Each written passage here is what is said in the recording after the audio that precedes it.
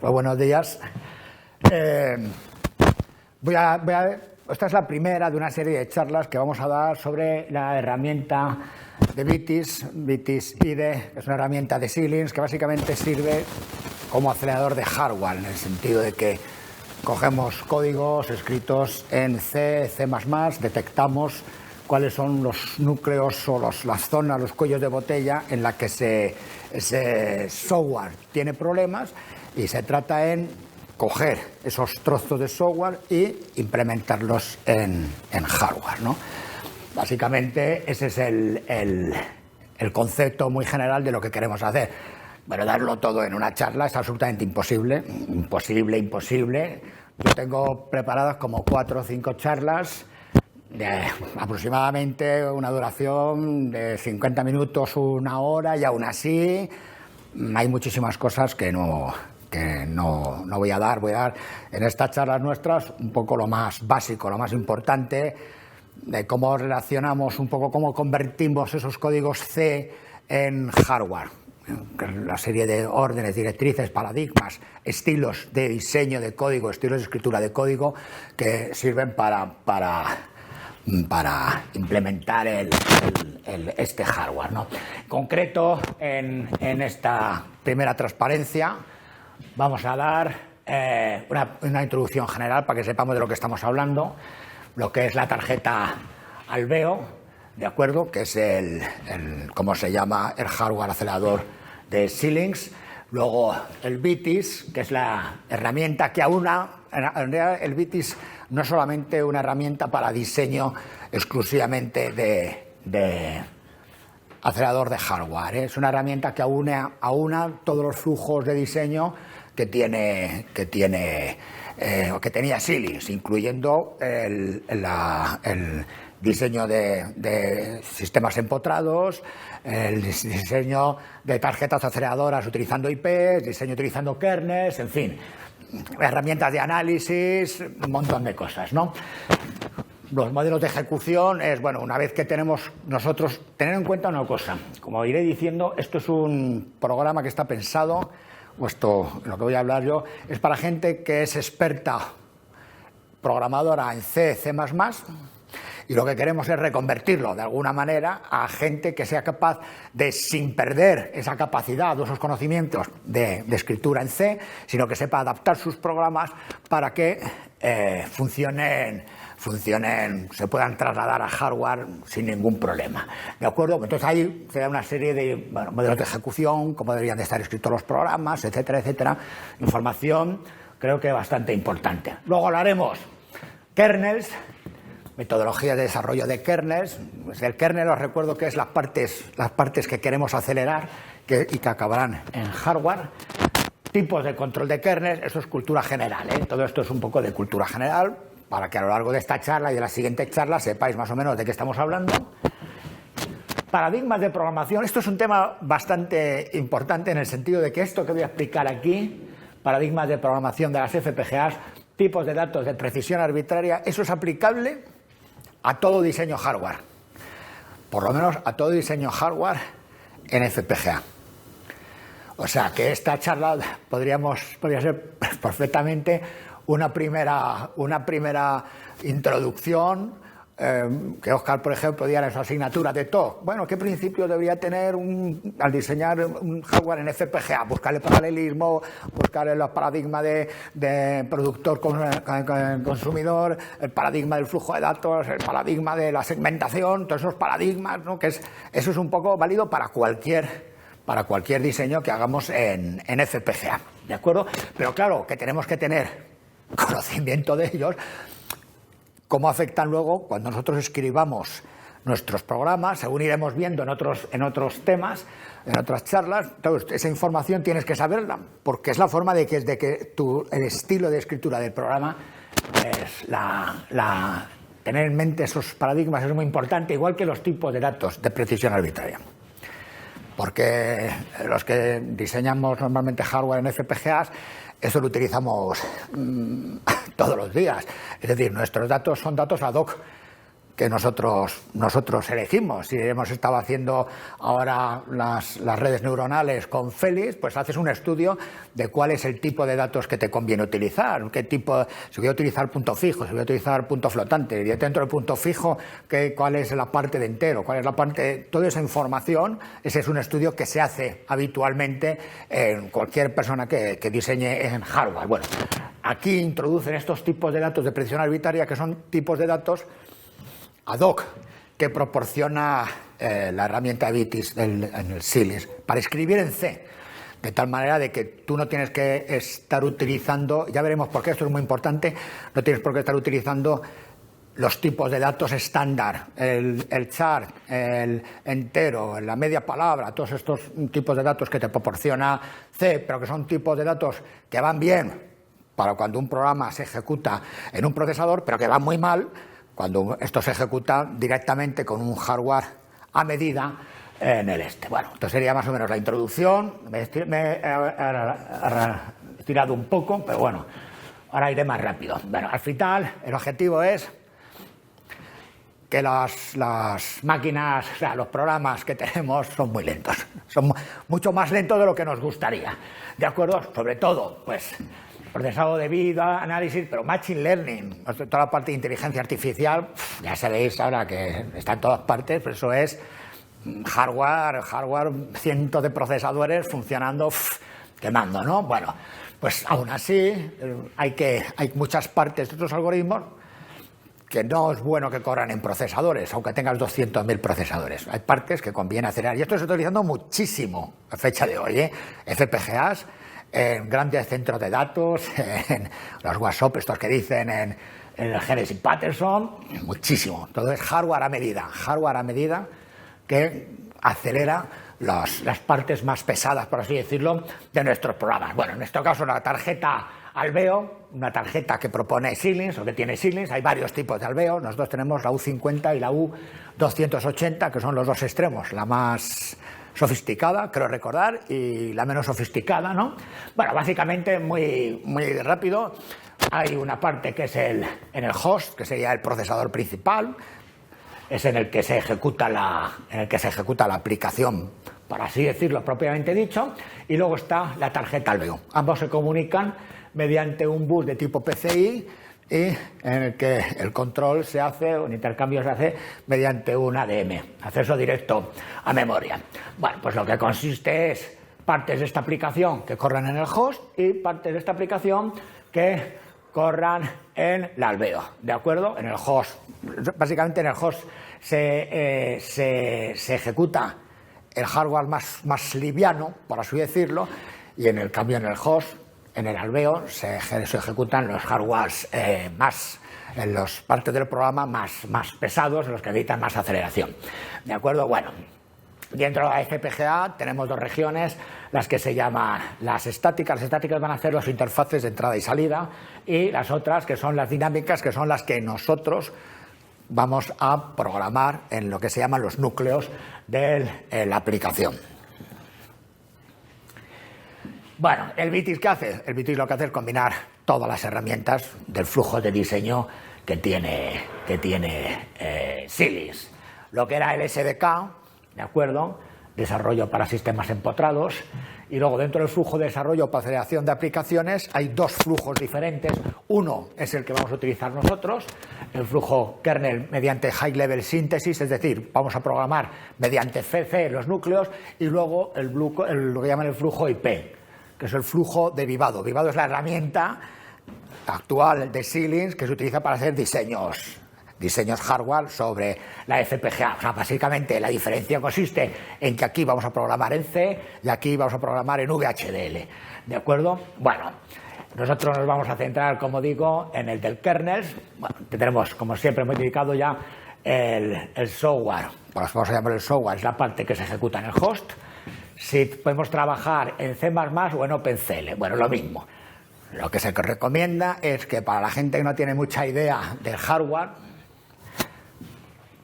que utilice el C++, ¿de acuerdo? Y para la gente que sabe mucho hardware, pues puede utilizar el OpenCL. Básicamente, ya digo, es que este es el flujo de diseño, que luego al final, por cierto, en los manuales es el flujo de diseño que tiene, ¿sabes? Que te explican, al final es este de aquí. Bueno, te explican los dos, este y este de aquí, pero el mayor peso lo ponen en este. Bueno, y luego en el componentes kernel, a su vez, lo podemos hacer RTL, bien VHDL o Verilog, pasando por Vivado, el OpenCL o el C++. Bueno, nosotros nos vamos a centrar todo en el C++.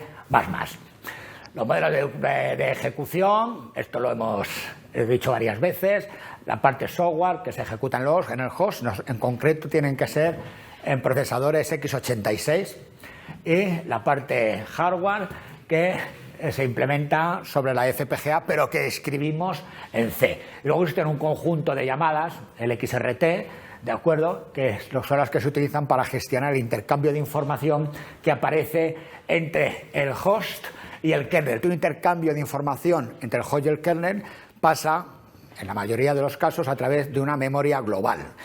Solamente hay una interacción directa entre el host y el kernel cuando mandas parámetros que necesita el kernel, que son escalares, en el caso del momento que sean memorias de arrays, ya tienen que ir a través de la memoria, y señales de control, como vamos a ver un poquito más adelante. ¿De acuerdo?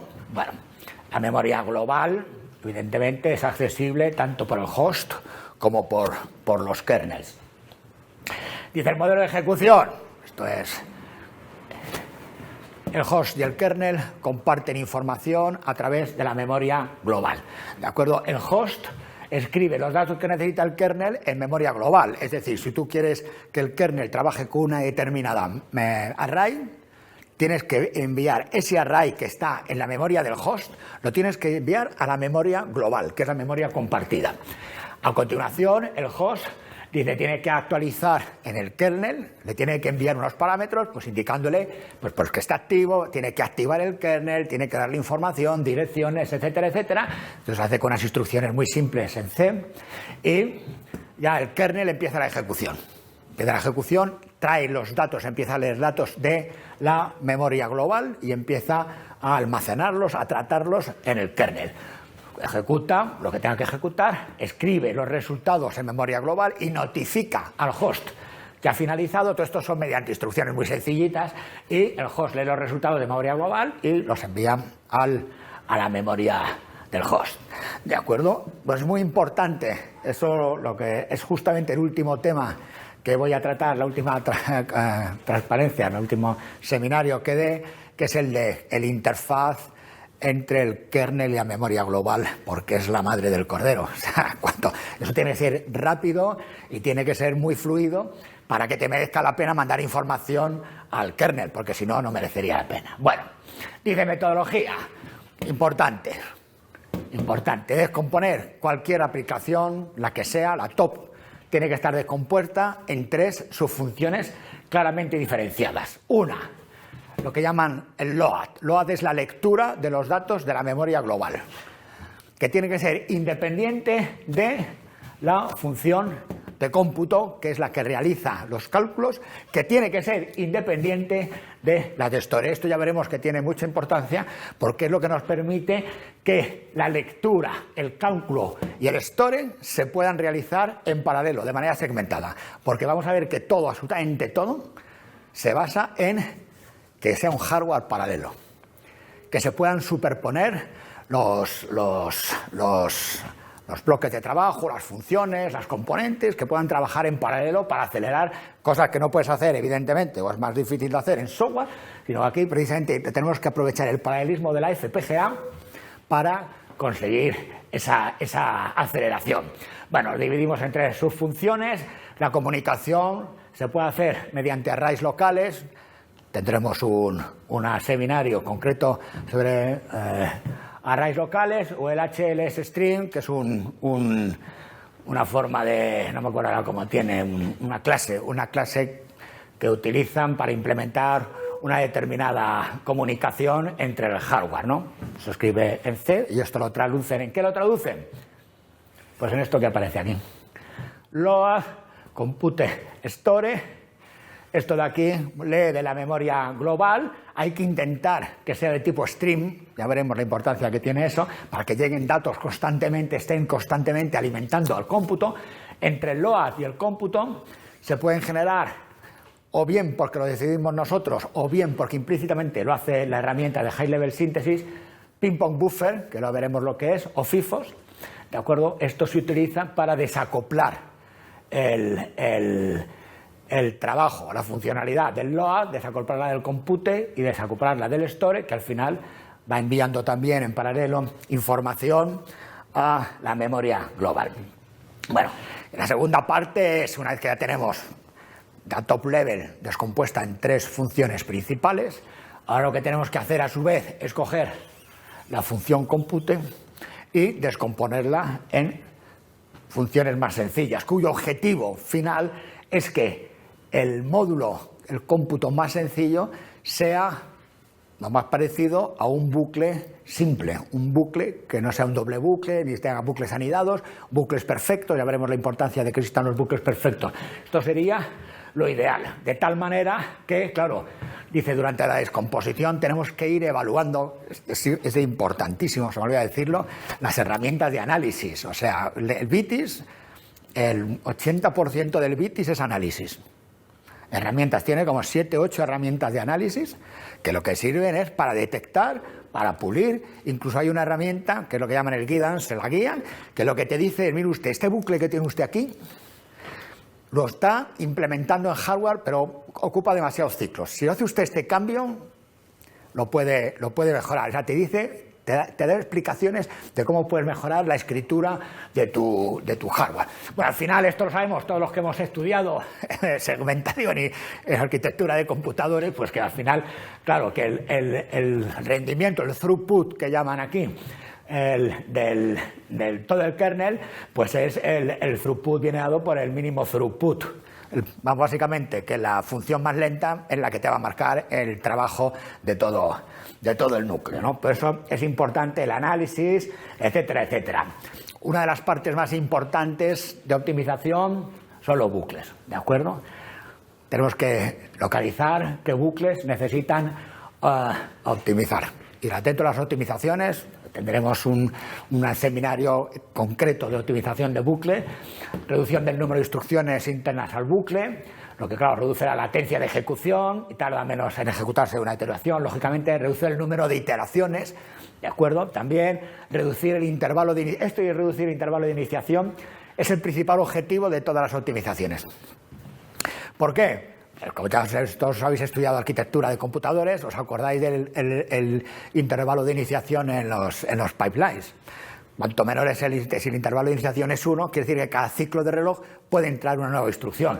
Si el intervalo de iniciación es 1, quiere decir que cada ciclo de reloj puede entrar un nuevo dato. Porque esto es lo mismo, un nuevo dato. Puedo ejecutar un nuevo dato. Si el intervalo de iniciación es 5, tengo que esperar 5 ciclos hasta que se pueda entrar otro dato. ¿De acuerdo? Pues esto es uno de los objetivos principales de optimización del hardware. Bueno, dice, una vez que hemos localizado cuáles son los problemas de los bucles, pues mejorar la latencia, hay 3 o 4, está el desenrollamiento, existe el flatten, que es, ellos lo llaman flatten, yo me gusta, hasta antes a Óscar, me gusta más decir desanidamiento, porque el flatten lo que hace es varios bucles anidados, los desanida y los convierte en un único bucle. Desanidamiento, existe la partición, existe, en fin, un montón de 3 o 4 unión de bucles. Ejecución de bucles secuenciales, convertirlos en bucles paralelos. O sea, en el bucle hay un montón de estrategias de optimización. ¿De acuerdo? Bueno, también es cierto que, por ejemplo, cuando se hace el desenrollado, ya veremos que obligatoriamente tendremos que aplicar la partición de arrays o el reset de arrays para conseguir el paralelismo de lectura de datos suficiente. Y luego también, pues mejorar el throughput, dice, reduciendo el intervalo de iniciación. Dice que 2 factores principales, que no únicos, por los conflictos por la entrada y salida. Si tú tienes, por la razón que sea, que leer, tienes una memoria, por ejemplo, las memorias que implementa, la de máximo puertos de entrada y salida es la de 2 puertos, es la máxima. Claro, si tú tienes que leer 4 palabras de memoria en el mismo ciclo de reloj, no puedes. ¿Por qué? Porque solamente tienes 2. Entonces eso da conflictos de entrada y salida que pueden ser solucionados con un reshape o pueden ser solucionados con una partición, etcétera, etcétera. Es muy importante también, por ejemplo, para acelerar, según el tipo de bucle que estemos utilizando, utilizar estructuras caché internas a la FPGA que te permiten guardar, traer información, no tener que leer información redundante, por así decirlo, en diferentes ciclos, sino que tú guardas eso ahí y lo vas utilizando posteriormente. Y bueno, evidentemente la reconfiguración y las dependencias Loop-Carrier. Las dependencias Loop-Carrier son las dependencias que existen entre diferentes ejecuciones del bucle. ¿De acuerdo? Aquí hay una dependencia entre este punto y este punto. Aquí estamos escribiendo en el I y aquí estamos leyendo del I-1. Claro, aquí no tiene mayor importancia, pero si tú eso ves que ocurre en el ciclo 5, pues aquí en el ciclo 5 estás escribiendo y aquí estás del 4 leyendo, pero hasta que este no ha acabado, el otro depende del anterior. Bueno, ya veréis que esto es uno de los problemas que hay que evitar modificando, generalmente modificando el programa. Bueno, dice controlables por software, controlables por no controlables. Bueno, nosotros vamos a utilizar estos, los controlables por software, ¿de acuerdo? El kernel se controla desde el host. El host es el que te dice arranca, para, toma la información, dame la información. Es el que manda. Luego están los no controlables, ¿de acuerdo? En el que aquí dice se controla en modo data driven. Data driven es que simplemente no hay host. Eso es lo que quiere decir. No tenemos un host. Simple y llanamente, por ejemplo, nuestras redes neuronales. Nuestras redes neuronales serían de tipo data driven. No necesitas un host para que funcione. Lo único que necesitas es va llegando dato, va llegando dato, va llegando dato y tú lo vas ejecutando. No hay una parte, no hay un host, sino lo que es el data driven, ¿de acuerdo? Luego, de estos de los controlados por software, pues existen las dos soluciones que he dicho antes.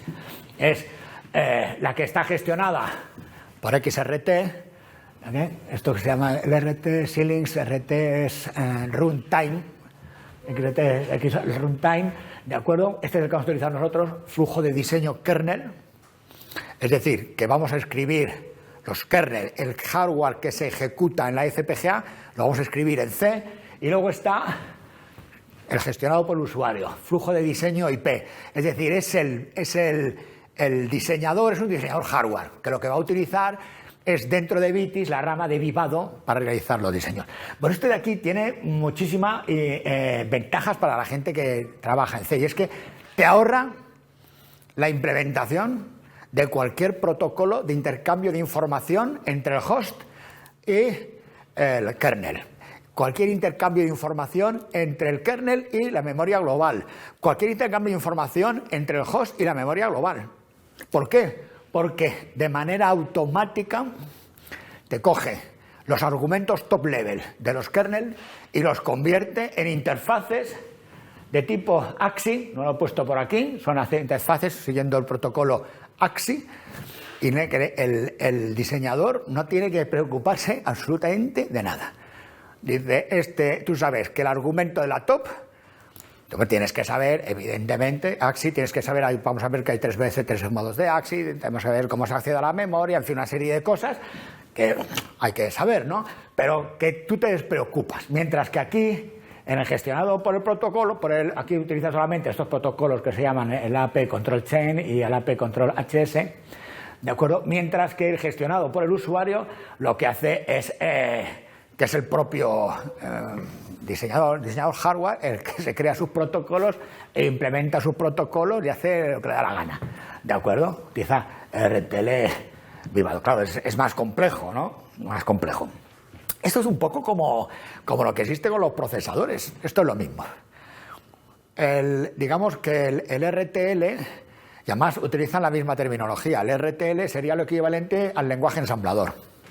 Y la descripción en C sería lo correspondiente, porque así lo es, un lenguaje de alto nivel. De hecho, ellos le llaman la obtención del RTL, es decir, del Verilog o del VHDL, la transformación desde el lenguaje C a eso le llaman compilación. Y el linkado lo mismo, el linkado hace lo mismo. El concepto de linkado en el BITIS es que tú metes tu código objeto, que es lo que has creado ya para la FPGA, lo linkas con los puertos AXI que has definido en los argumentos. ¿De acuerdo? La terminología es la misma y el funcionamiento prácticamente es el mismo. Bueno, dice aquí, este es un detalle, yo lo pongo aquí porque, claro, throughput y performance parece que son cosas diferentes. Yo siempre había pensado que más o menos era lo mismo, pero bueno, aquí, por lo menos aquí, además te lo dice expresamente, en el contexto ese, throughput sí, throughput siempre es lo mismo. Throughput es el número de acciones que ejecutas por unidad de tiempo, eso de toda la vida, ¿de acuerdo? No tiene, dice, bueno, aquí dice el término ancho de banda, en ocasiones sirve para especificar, claro, el throughput, porque al final de cabo son operaciones por unidad de tiempo. Ahora, lo que dice el performance es mayor throughput con el menor consumo de energía. ¿Vosotros habías oído alguna vez esa definición así del performance? No. Yo tampoco, la primera vez en mi vida que... Será como una mezclada, ¿no? Sí, bueno, sí. Flops por vatio... Eso. Sí. Esos números de operaciones por vatio. Sí, pero que yo no lo había ido, que no lo había leído... Bueno, los tres paradigmas, que yo digo que esto es aplicable a cualquier diseñador de FPGA, bueno, y de hardware que no sea FPGA, ¿no? El diseño de procesadores son productor consumidor, el de que llama flujo de datos, data stream y segmentación. Y vamos a ver que es que están muy interrelacionados y en realidad el paradigma del productor consumidor es una segmentación que se realiza entre lo que él llama tareas, que tiene una ventaja y es que se comunican las tareas a través de cifos o pipos, que lo que hace es pues un desacoplo de funcionamiento y hace mayor flexibilidad en la comunicación de información. Y la segmentación es la segmentación de toda la vida. Añade registros entre circuitos combinacionales, lo que es la segmentación. Claro, ¿en qué se diferencian este y este? Bueno, en que la segmentación todos tienen que trabajar al mismo ciclo de reloj. Toma, mientras que aquí el productor puede producir cada 50 ciclos un dato y el consumidor a lo mejor lo consume cada 30. Desacoplas el funcionamiento de uno con otro. Nosotros es el paradigma del productor-consumidor, nosotros lo utilizamos muchísimo en nuestros diseños, cuando metemos la FIFO para desacoplar, pues claro, todo, desde cualquiera de las cosas, siempre, ¿verdad? Hace mucho tiempo ya que estableciste tú, de hecho, utilizar FIFOs para intercambio de comunicación, ¿no? Bueno, vemos que van a estar muy relacionados entre sí. A ver. Venga. Dice, bueno, creo que nos dice, voy a ser muy breve en esta de aquí, al final lo que me está diciendo es que tú no puedes coger lo que llama un software off the shelf, un C que te venden y llevarlo y cargarlo en la FPGA, que eso no funciona. No funciona, porque es que hay que necesita un proceso de transformación, básicamente, ¿de acuerdo? Dice aquí, claro, los programas P se escriben al final para que se ejecuten de manera secuencial, pues en una arquitectura von Neumann de toda la vida, ¿no? Entonces, claro, si quieres aumentar el rendimiento, de alguna forma el High Level Synthesis, que es la herramienta fundamental que vamos a utilizar, tienes que ser capaz de inferir paralelismos de ese código secuencial. Claro, la diferencia es que en hardware la ejecución es a velocidad hardware, y en software, que es más difícil extraer el paralelismo, mucho más difícil extraerlo, se corre a velocidad software. Hay muchas, esto es igual que el VHDL, hay un montón de cosas del C que no se pueden utilizar para acelerar hardware. Igual ocurre el VHDL. El VHDL es un lenguaje muy amplio, muy rico, muy tal, pero luego el subconjunto de instrucciones que puedes utilizar para la síntesis es un subconjunto muy pequeño. Por ejemplo, dice la recursión. Un hardware no puede llamarse a sí mismo. O sea, puede repetirse iterativo, pero no existe una forma de implementarlo eso en hardware, o por lo menos por ahora. La asignación dinámica de memoria, todo lo que sean llamadas al sistema operativo, todo eso no se puede utilizar en esto. Bueno, Paradigma del productor-consumidor. Básicamente consiste en que tienes un único productor de información que envía datos y un único consumidor que lee datos. ¿De acuerdo? De manera que la gracia del paradigma no es esta. La gracia del paradigma es que el consumidor no tiene que esperar a que estén todos los datos generados para ponerse a trabajar. ¿De acuerdo? Sino que en el momento que el productor empieza a meter información en la salida, el consumidor puede empezar a consumirlo. ¿Y cómo hace? Pues mediante FIFOs. Es que fuese el ejemplo clásico del FIFO. Yo voy generando, yo lo voy dejando ahí y desde el consumidor dice, coño, me llega una señal de que ya tengo un dato, lo consumo.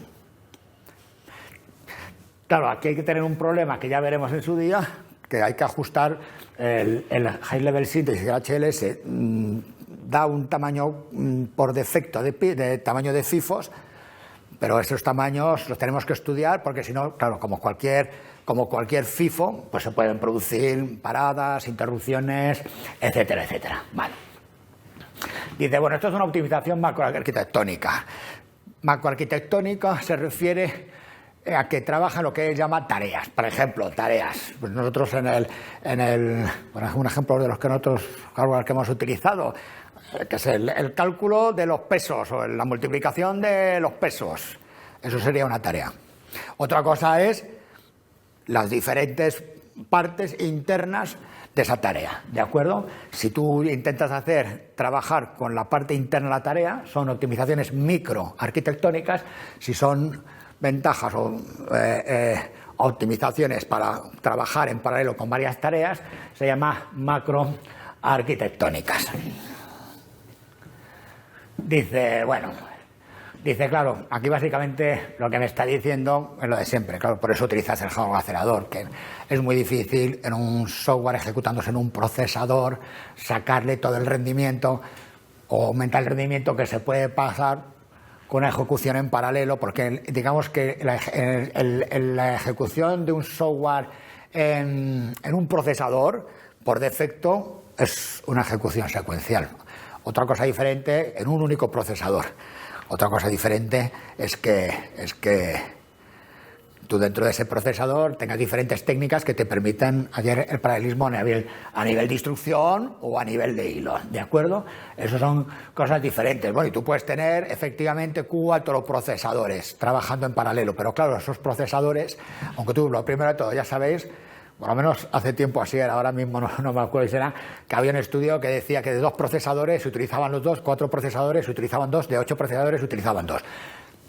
Depende de si es trabajo científico o no, pues todo lo que puedas mandar en paralelo. Aún así, recordar que los procesadores trabajan a velocidad software, es decir, que tienen que leer instrucciones, tienen que codificar instrucciones, tienen que leer los datos, tienen que operarlos, tienen que, etcétera, etcétera. Mientras que en el FPGA no tienes que leer nada. Por lo tanto, siempre es hardware puro y duro, por así decirlo, y siempre el rendimiento será mayor. Dice, el caso más simple, dice, es que haya un productor único y un consumidor único. ¿De acuerdo? Ya digo que se comunican mediante un buffer generalmente de tamaño finito, pero esto es como las FIFOs. O sea, se pueden bloquear, se pueden parar, puede ocurrir que lleguen datos falsos, puede ocurrir un montón de cosas, ¿de acuerdo? Bueno. El patrón de comunicación normal son las FIFO. La FIFO es para cuando los datos se consumen en el mismo orden que se generan.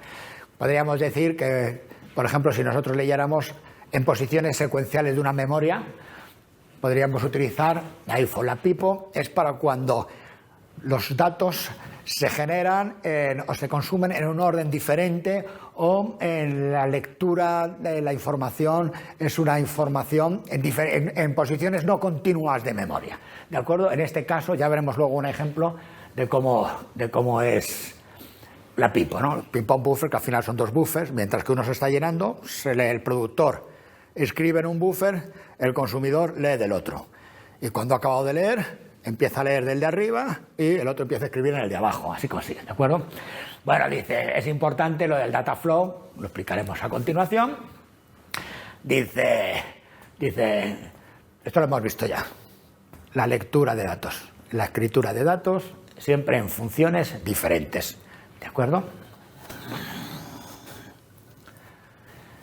Paradigma del flujo de datos. Bueno, parece que es muy similar a lo que hemos visto, pero no es muy similar.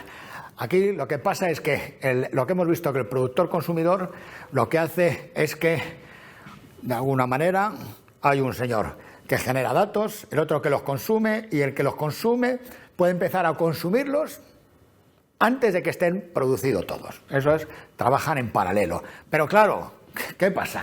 Que para que eso funcione tiene que existir un flujo de datos. Tiene que llegar un flujo de datos constante, porque si no, no sirve de nada. No, yo puedo empezar a leer, pero si el dato no me llega con fluidez, no hay. Entonces eso es prácticamente, en esto, es lo que se refleja aquí. Representa un conjunto de datos sin límites que se actualizan constantemente. Dice, claro, intenta hacer que sea una secuencia unidireccional, de un productor a un consumidor. Además, vamos a ver una cosa, que no puede ser de un productor a dos consumidores. Tiene que ser de un productor a un consumidor. Si por alguna razón tú tienes que llevar un producto a dos consumidores, el productor tiene que tener dos salidas. Una alimenta a un consumidor y la otra. Bueno, ¿por qué? Bueno, porque esto es muy fácil de ver. Porque dos consumidores puede ser que trabajen a diferentes ciclos. Y cuando lee uno, a lo mejor el otro no ha leído todavía, porque no puede leer el dato para procesarlo. Entonces lo normal es que exista una cola, puede decirlo, un buffer para cada uno de ellos. Bueno, esto es lo mismo. Básicamente, esta información que da aquí, lo que nos dice, no voy a leerla, pero lo que dice es que utilizar estos paradigmas le facilita mucho al programador en C, que no está acostumbrado al manejo hardware, le facilita mucho la escritura de programas. ¿Por qué? Porque hace una abstracción absoluta del hardware que va por debajo y que lo va a implementar. Entonces él lo que tiene que saber, que dice, claro, se tiene que acostumbrar a pensar, que es una de las diferencias, dice, claro, el que escribe software, el que escribe un programa hardware está acostumbrado a pensar, él no se preocupa cómo se leen los datos de la memoria o cómo se escriben los datos en la memoria. Él hace un bucle for, o hace un while, o utiliza datos de un array, y le da igual. Pero claro, eso en software, vale, ahí es lo que hay. Pero en hardware no. En hardware es muy importante saber cómo se almacenan los datos y cómo se leen los datos. ¿Para qué? Para poder tener un flujo de información permanente. O sea, por ejemplo, si nosotros queremos multiplicar dos matrices, podríamos tener una matriz, como que llaman, en fila, almacenada por filas, y la otra también almacenada por filas. Pero a lo mejor es mejor tener una almacenada por filas y la otra por columnas. De tal manera que a lo mejor con un único índice puedes ir realizando el acceso a los datos. Puedes hacer más fluido. Bueno, nosotros de hecho trabajábamos así, porque lo que hacíamos, aunque los almacenábamos por filas, pero sí es cierto que teníamos un único contador. Y luego con una tabla de verdad generábamos la dirección que correspondía a la columna y la dirección que correspondía a la fila. Bueno, son cosas que conviene saber y que, claro, tiene que tener en mente el programador de C para sacarle mayor rendimiento. Bueno, lo mismo. FIFOs y PIPOs. Los FIFOs, accesos en orden. No voy a contar mucho más porque está dicho todo ya. ¿De acuerdo? Lo importante es que el consumidor puede empezar a consumir datos. Y la PIPO. La PIPO, accesos fuera de orden. Fijaros bien, es un doble buffer. ¿De acuerdo? Es un doble buffer. Que lo que hace es, mientras que el productor está llenando este buffer, el consumidor está leyendo de este buffer, que ya está lleno. En el momento que el consumidor ha vaciado este buffer, empieza a leer de este. Y este empieza a escribir a este. La ventaja que le da, dice, incrementa el throughput. Evidentemente, ya veremos, ahora vamos a ver un ejemplo de por qué se incrementa el throughput y hace una comunicación más flexible. Bueno. Un string de datos, esto lo hemos visto ya. Aquí nos pone un ejemplo, pero bueno, no nos dice mucho ese ejemplo. El data flow no entro en él porque el data flow es una de las cosas más importantes que vamos a ver. Y ahora aquí, bueno, ya dice, paradigma de la segmentación. Todos sabemos lo que es la segmentación, esto de aquí. Por cierto, todas las figuras bonitas están sacadas de Xilin, todas las figuras feas están hechas por mí. Esto sabéis lo que es la segmentación, vamos. Estos son tres procesos A, B, C, que se tienen que ejecutar un flujo de información, viene por aquí, bueno, y lo va tratando aquí, claro, en este caso es secuencial. ¿Qué quiero? Si yo quiero hacerlo paralelo, ¿qué hago? Lo segmento.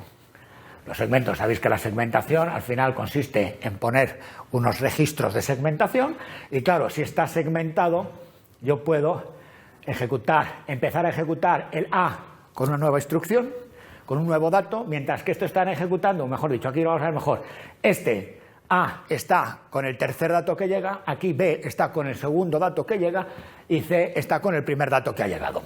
Y hay un momento que si el pipeline está lleno, pues que estamos constantemente leyendo, computando y enviando información al siguiente. Bueno, aquí nos dice, claro, que aquí la latencia secuencial creo que da 20 a cada latencia, pues será 180. Aquí la latencia de 1 son 60. Pero claro, como no tienes que esperar, al final la latencia total son 100. Bueno, pues casi la mitad del otro. La segmentación la conocemos todos. ¿De acuerdo? Claro, decimos, la segmentación intertarea es lo que hemos visto, el paradigma del productor-consumidor junto con el paradigma del stream de datos. La segmentación intra es la que se realiza dentro de cada tarea. Esta es una segmentación mucho más rígida. Esta es una segmentación que se hace a través de los FIFOs y de los PIPOs, que es una más flexible, que sirve para desacoplar tareas. Esta no, aquí, esto es la segmentación clásica. Tienes que meter un registro entre medias y van avanzando todas una detrás de la otra. Claro, lo que me dice, y esto es una de las partes más importantes, es que claro, que la segmentación intertarea está muy bien, pero la intratarea es muy importante porque es la que me va a permitir, vamos a ver ejemplos ahora, superponer la ejecución de una tarea con otras tareas y la tarea consigo misma.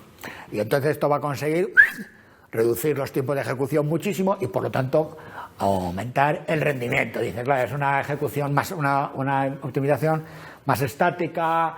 Dice, claro, utiliza los mismos recursos, los mismos. Bueno, ahora vamos a ver, dice, combinando los tres paradigmas. Lo más importante son las funciones y los bucles, sobre todo los bucles, ¿de acuerdo? Tenemos que saber que para la síntesis, cada función se puede convertir en un componente hardware específico, ¿de acuerdo? Ese componente hardware se pueden realizar muchas instancias de él, ¿de acuerdo? Tantas como queramos, ¿de acuerdo?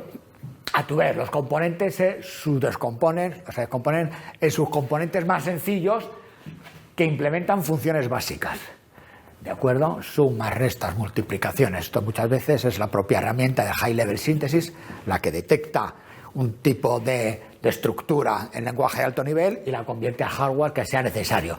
Dice, una función puede llamar a otra función, obviamente, pero que no puede llamarse es a sí misma. Por lo tanto, no soportan la recursión. Dice, las funciones sencillas, que no se llaman mucho, pueden ser inline. ¿Sabes lo que es el inline de las funciones? Inline es cuando tú tienes una función, ¿de acuerdo? Y una función principal. Y esa función principal llama a una suma. Función suma. Y vuelve. Y al cabo de un rato dice función suma. Y vuelve. El inline lo que quiere decir es que elimina jerarquía. Es que en lugar de llamar a esa función el inline, lo que hace es que coge ese código y lo mezcla con el código principal. De tal manera que se pueden realizar mejores optimizaciones en hardware, ¿de acuerdo? Porque compartimos recursos y es más fácil o puedes encontrar optimizaciones que de otra forma no podrías. Claro, cuidado con esto. El inline lo hace de manera automática el High Level Synthesis, pero tienen que decir el inline hay que tratarlo con cuidado porque si es una función que se llama muchas veces, ya se te puede convertir el código principal en un infierno, sobre todo para la hora de la compilación, de aplicar el High Level Synthesis. O si es una función a su vez muy compleja, aunque se llamen pocas veces, puede hacer a su vez el hardware muy difícil de compilar, es decir, de sintetizar, etcétera, etcétera, ¿no? O sea que esto hay que tener cuidado con el inline, que ya veremos que existen pragmas. Pragmas son directivas que se dan en el C para orientar al compilador de High Level Synthesis lo que debe, cómo debe ser el hardware que implemente esto. De bueno, dice los bucles son las construcciones más importantes del programa, se itera varias veces, esto se puede aprovechar, ya veremos, para aprovechar mayor paralelismo con el desenrollado, por ejemplo, y existen transformaciones, la segmentación, el desenrollado, ya las hemos visto, el desanidamiento, la unión, los bucles secuenciales, convertirlos en paralelos, etcétera, etcétera. Teniendo mucho cuidado siempre cuando escribamos los códigos, intentando evitar siempre las dependencias entre dos, y que por cierto que pueden ser dependencias entre dos iteraciones consecutivas, o puede ser dependencias entre la iteración quinta y la decimoquinta. Depende, ¿de acuerdo? Deberían de reestructurarse. Algún ejemplo veremos también. Bueno, vamos a pasar a ver un ejemplo, que casi con esto no sé cómo vamos de tiempo. Bueno, como hemos empezado un poquito tarde, pero vamos a ver, básicamente lo que queremos es cómo vamos aplicando la combinación de los tres paradigmas a la ejecución de 4 tareas A, B y C, que son 4 tareas en una disposición diamante, que quiere decir que A alimenta a B y a C y B y C alimentan a D, ¿de acuerdo? De tal manera que, por cierto, entre B y C no existe ninguna dependencia, son independientes entre sí, suponemos que son funciones C y vamos a suponer que realizamos 2 invocaciones de la función, ¿de acuerdo? Es decir, sabiendo que las 2 ejecuciones a su vez son independientes entre sí y que las tareas B y C son independientes entre sí. Esto sería la ejecución secuencial de toda la vida, ¿de acuerdo? Los circulitos negros es si hay algún tipo de sincronización entre ellas, una FIFO, una PIPO, algo así. Pues, primero A, hasta que no ha acabado A, B, cuando acaba B, C, cuando acaba C, D, así. Esta sería lo que está un poquito más oscuro, más vivos los colores, sería la primera ejecución. Los que están un poquito más desvaídos, para los que tengáis ojo, de que yo soy un poco dicromático y me costó verlo. Pero, bueno. ¿Qué pasa si nosotros introducimos paralelismo a nivel de tarea en una ejecución? Bueno, pues pasa lo que pasa aquí. Si, como B y C son tareas que son totalmente independientes entre sí, las puedo ejecutar en paralelo. No hace falta que sean secuenciales. Luego la A través de algún tipo de elemento de sincronización, siguiendo el paradigma del productor-consumidor, puede alimentar a B, puede alimentar a C, y a su vez B y C alimentan a D. Son 2 ejecuciones, pero son 2 ejecuciones independientes que son incapaces de solapar entre sí. Bueno, nos dice aquí que sería una ejecución típica de multithread, multihilo, ejecutándose en una CPU. Bueno, es que justamente las partes interesantes van a quedar cortadas. Es una lástima, porque claro, bueno. ¿Qué pasa si hacemos la segmentación a nivel de tareas entre ejecuciones? ¿Por qué quiere decir eso? Fijaros bien, lo que quiere decir, aunque no se ve porque está cortado, lo que quiere decir es que yo ahora puedo superponer la ejecución de B y C, aunque no se ve, lo puedo superponer con la segunda ejecución de A. ¿De acuerdo? Este A de aquí está con el primer dato que llega, estas B y C están con el primer dato que llega, esta A, que no aparece aquí, sería la ejecución con el segundo dato. Ahí casi se ha visto, ¿no? Ha habido casi un momento en el que parecía que sí.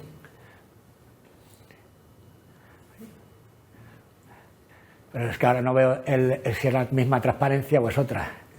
Yo creo que es otra. Bueno, déjalo como estaba, porque yo creo que con suerte lo podemos ir viendo sin... Ahora lo guardaré, o a lo mejor si lo dejamos así, en modo así. Bueno, aquí se ve, pero no. Bueno, aquí lo veis, en cualquier caso, ¿veis? Aquí tenemos la primera... Esta es la primera ejecución con el primer dato. Esta es la segunda ejecución, como hemos metido la combinación, la segmentación a nivel de tareas, ¿de acuerdo? Pues entonces puedo ir ejecutándolas en paralelo. A ver ahora aquí. A ver.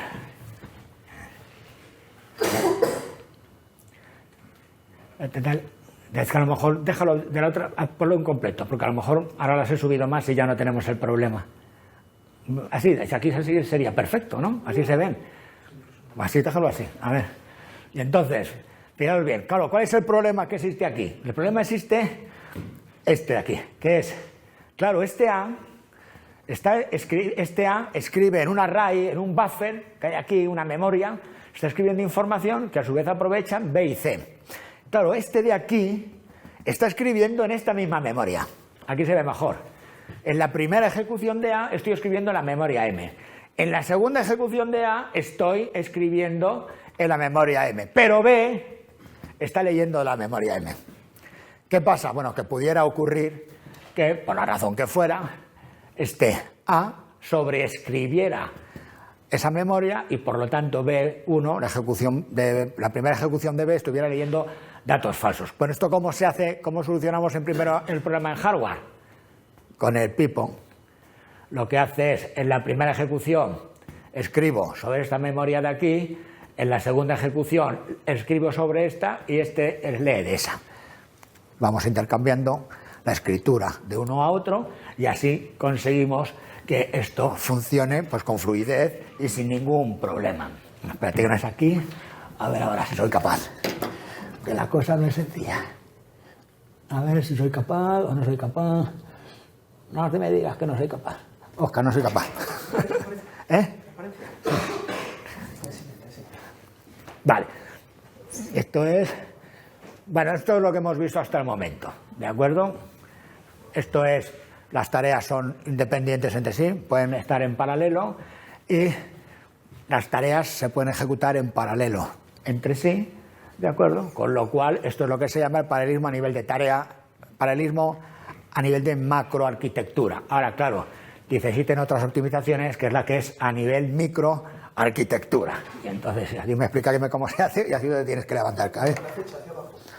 Con la flecha abajo. Así, ¿no? Vale. Dice, vaya, me he pasado. A ver, así. Bueno, ahora lo que queremos hacer es, son segmentar el interior de las tareas. ¿De acuerdo? ¿Qué conseguimos con eso? Bueno, con esto vamos a conseguir dos cosas importantes. Conseguimos solapamiento entre tareas de la misma ejecución. Antes las tareas no se solapaban. Se ejecutaba una y se ejecutaba la siguiente. Ahora, si conseguimos la segmentación interna, conseguimos solapamiento entre tareas. Pero es que además también conseguimos solapamiento con la misma tarea, una tarea consigo mismo. ¿De acuerdo? Es una forma importante, eficiente de mejorar el throughput, de compartir recursos, etcétera, etcétera. Con la flechita aquí. Bueno, fijaros bien. Vamos a suponer, en este caso, esto es lo que veíamos al principio. Fijaros bien que tiene que acabar tarea A, al B o al C. ¿De acuerdo? Es decir, es cierto que este productor puede ir dando información a este consumidor, datos a este consumidor y a este consumidor. Pero los datos salen, si esto de aquí tarda en ejecutarse 30 ciclos, los datos salen cada 30 ciclos. Ahora, ¿qué es lo que pasa si yo segmento esto? Si yo segmento esto en segmentos de 10 ciclos, ¿qué quiere decir? Que llegará un momento dado en que cada 10 ciclos yo podré dar un dato aquí.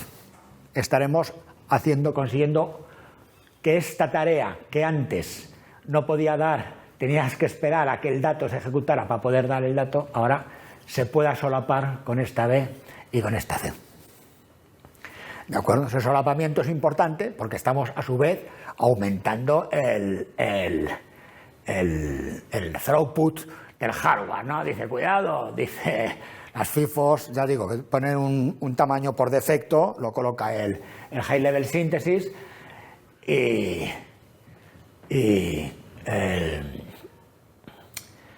pero ese tamaño nosotros lo podemos modificar en función de las condiciones del hardware, etcétera. Bueno, ¿qué pasa? Pues no solamente eso, también hemos visto que aquí la A y de aquí la A no se solapan, pero vemos aquí que aquí está y esta sí se pueden solapar. O sea, no tenemos que esperar a que acabe la A para empezar a ejecutar la otra. ¿Por qué? Porque está segmentada el interior. Por lo tanto, en cuanto esta ha empezado a consumir un dato, empieza a ejecutarlo por aquí y en cuanto este puede, lee otro dato, que sería este de aquí. No tienes que esperar a la ejecución secuencial de todo, sino que puedes superponer. Pero evidentemente todo lo que estamos hablando entre la A, la B y la C, pues utilizando, fijaros bien, aquí no nos pone este modo de sincronización, lo ha eliminado, ya no pone la bolita, se supone que es algún tipo FIFO, algo así, que te permite, y evidentemente, de alguna forma, si nosotros segmentamos estos y segmentamos este, o por lo menos si segmentamos estos dos, esta de aquí podría venirse más a la izquierda, con lo cual conseguiríamos reducir o aumentar, mejor dicho, el throughput mucho más. Bueno, y yo no sé si acabar aquí, que hace una hora, quedan pocas transparencias, pero yo creo que si queréis lo dejo aquí o cómo ve. Acabamos los tipos de datos, voy a ser muy concreto porque no voy a entrar en mucho detalle, porque esto, de hecho ya lo he dicho. Vamos a ver, una de las ventajas, uno de los problemas que tiene, digamos, hoy un ejemplo por aquí, que tiene, bueno, primero esto es que el tipo de datos determina el tamaño de los operadores, ¿de acuerdo? Y el tamaño de los operadores afecta sobre la precisión, el área, el rendimiento y el consumo de tu hardware. No aparece ahí consumo, pero también debería de aparecer el consumo, a no ser que este rendimiento sea el throughput por consumo, etcétera, etcétera. Claro, ¿qué pasa cuando tú tienes un C? El C tiene los tipos que tiene estándares. Tú imagínate, creo que aquí he metido un ejemplo.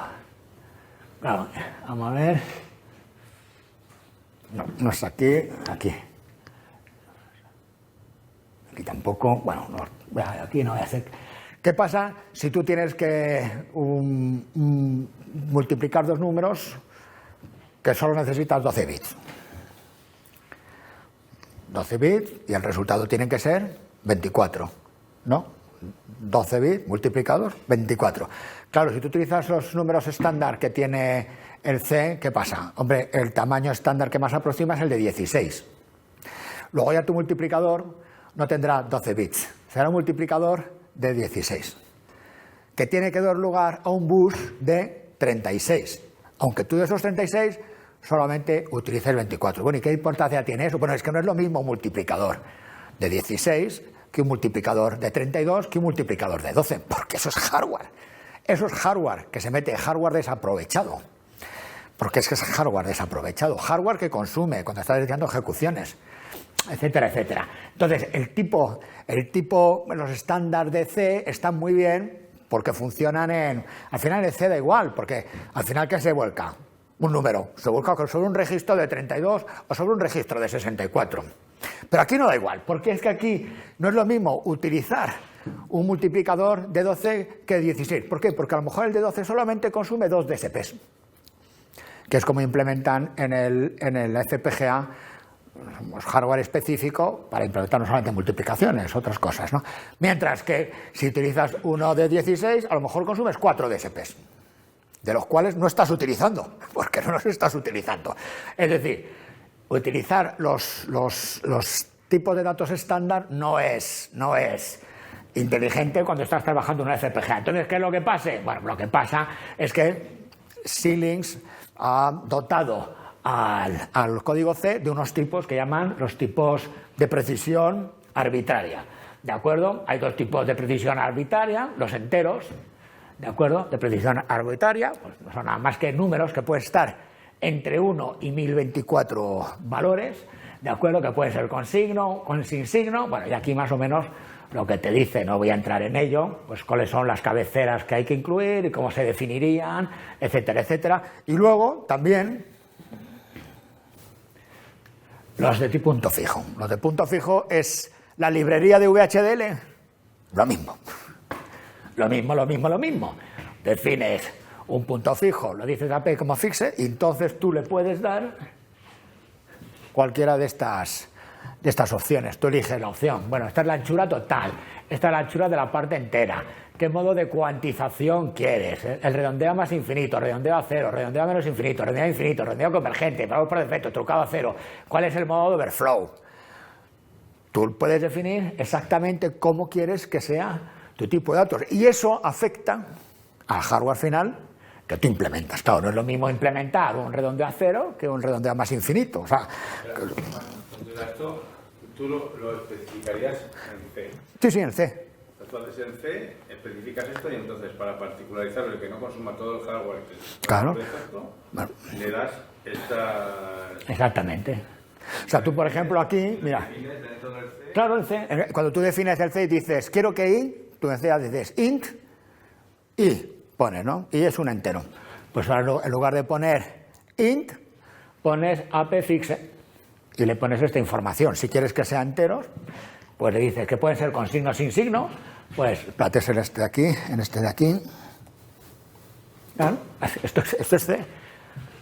Tienes que incluir la librería y a continuación estás definiendo una variable que es un entero con signo de 9 bits. Y aquí estás definiendo una variable sin signo de entero de 10 bits. Lo escribes en C.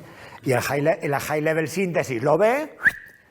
Entonces, ¿y la operación cómo la sintetiza? O sea, si tú haces... Eso es muy interesante. La operación hace lo mismo. O tú operas igual que siempre. A es igual a más B, más por B. No sé. Y es del high level. Ahí está. Es que es un tema de las cosas más interesantes que hay. Si tú, cuando estás escribiendo en tus programas una función, en los argumentos, es en el único sitio en el que es necesario que declares este tipo de datos. Es el único sitio. Yo quiero que A sea un entero sin signo de 8 bits y quiero que B sea un entero sin signo de 8 bits y creo que C, que es la salida, o sea, y entonces da igual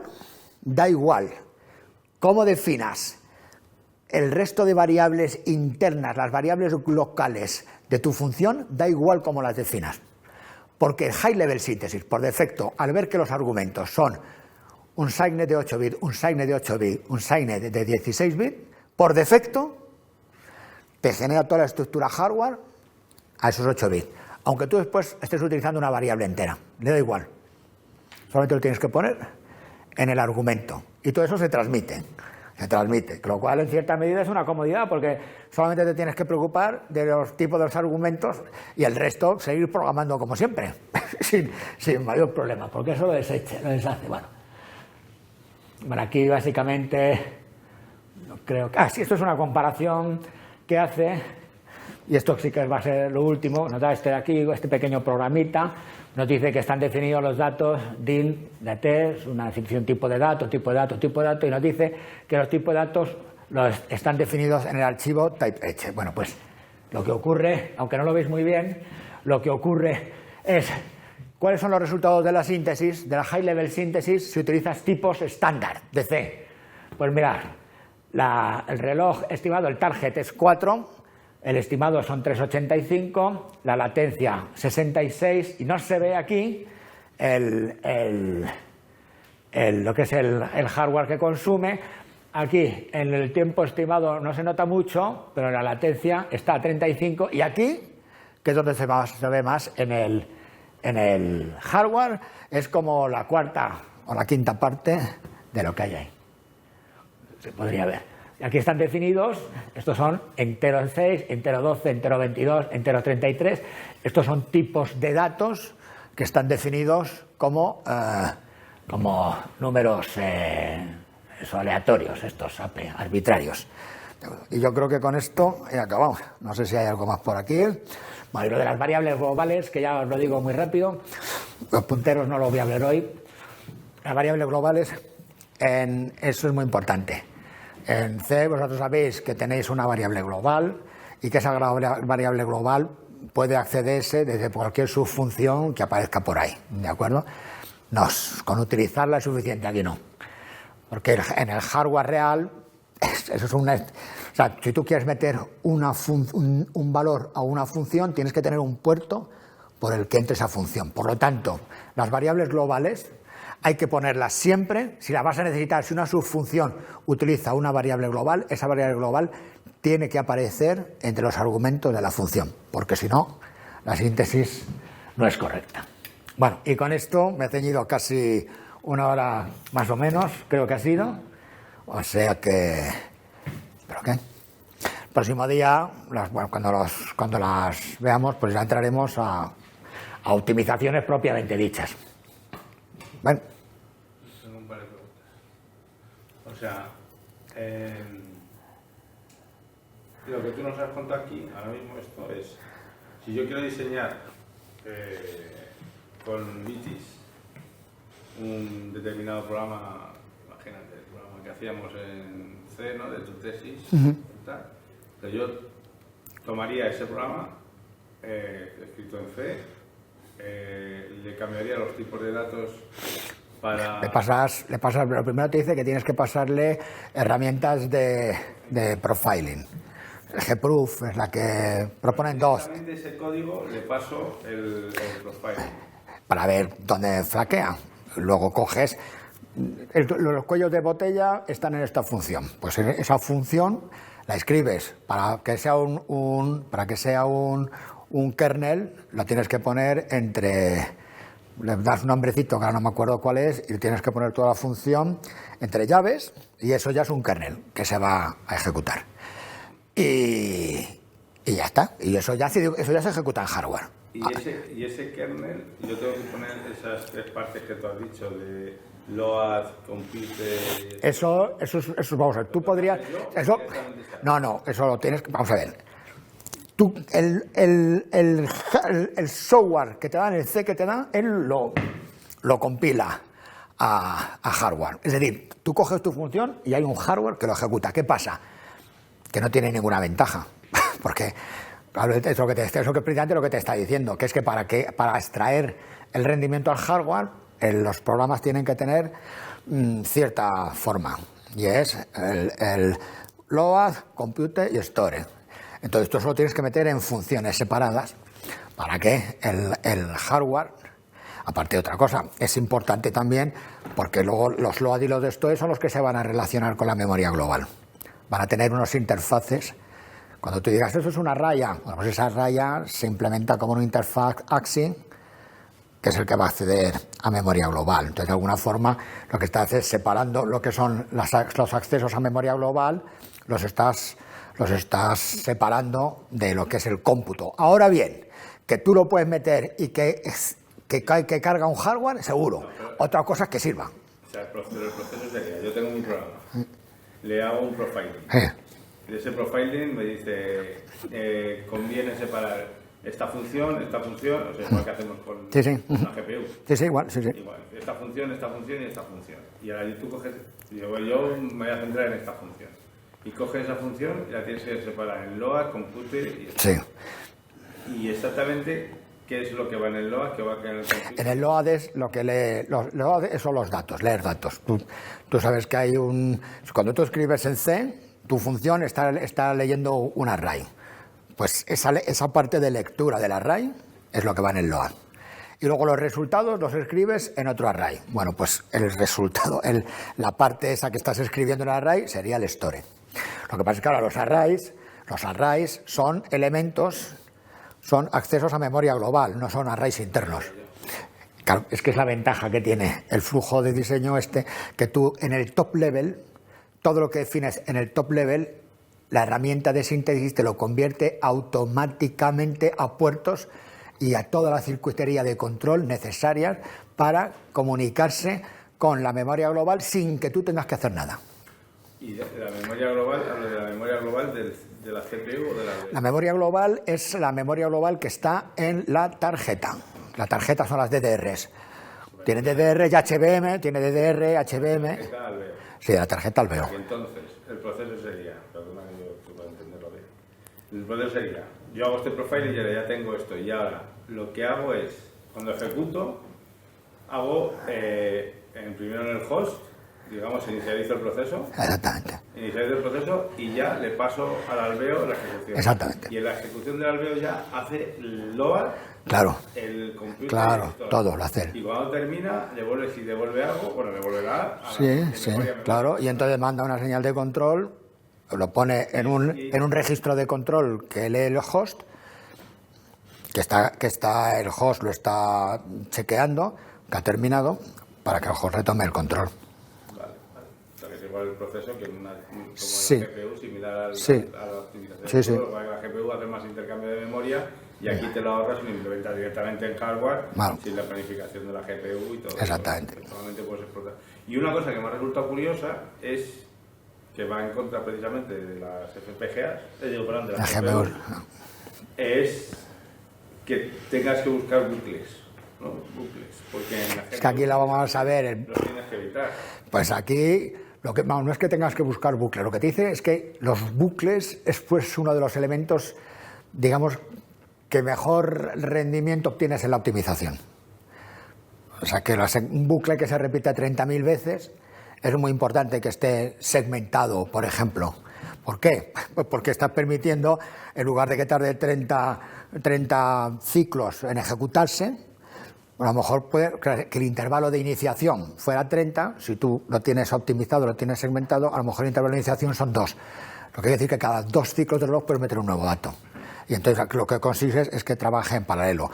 Los bucles, no solamente los bucles, lo que hace es que los bucles, es que justamente aquí no lo tengo, los bucles lo que hace es, sobre todo, mucho desenrollamiento.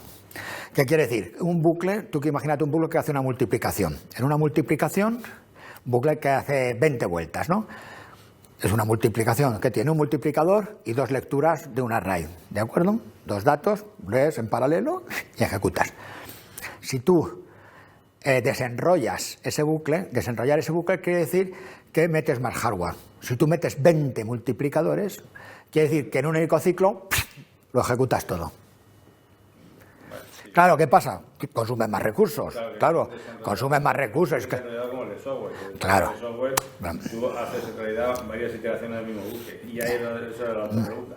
Claro, cuando tú dices... Dependencias también. Hay que tener cuidado con las dependencias. La dependencia. Claro, pero o sea, la diferencia es que en el desarrollado, o sea, yo, por ejemplo, el tipo de ejemplo que vemos en arquitectura, el desarrollado de un bucle, 4 instrucciones, o sea, en 4 segmentos, sí, bueno.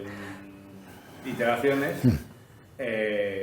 claro, eso aquí implica que cuadruplicas el hardware. Claro, por eso. Lo primero que te dice, el desenrollado, hay un ejemplo muy bueno que vamos a ver el próximo día, el desenrollado está fenomenal, pero hay que tener mucho cuidado con el desenrollado.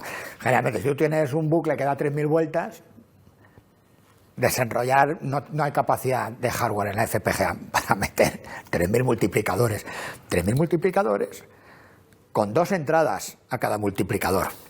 Lo que quiere decir que no solamente tienes que desenrollar el bucle, sino que tienes que, ¿cómo se dice esto?, o reshape, reformar la forma del array para permitir más lecturas en paralelo, o, no me acuerdo cómo se llama el otro, es el cortar el array, lo cortas el array en arrays más chiquititos, para que puedas tener... Pero claro, nadie puede hacer eso. Bueno, no, dice, ahora lo que pasa es que te dice, bueno, cuidado, los bucles que son pequeñitos, es que no hace falta desenrollarlo todo, porque tú, un bucle que da 3.000 vueltas, lo desenrollas, tú puedes elegir el factor de desenrollamiento.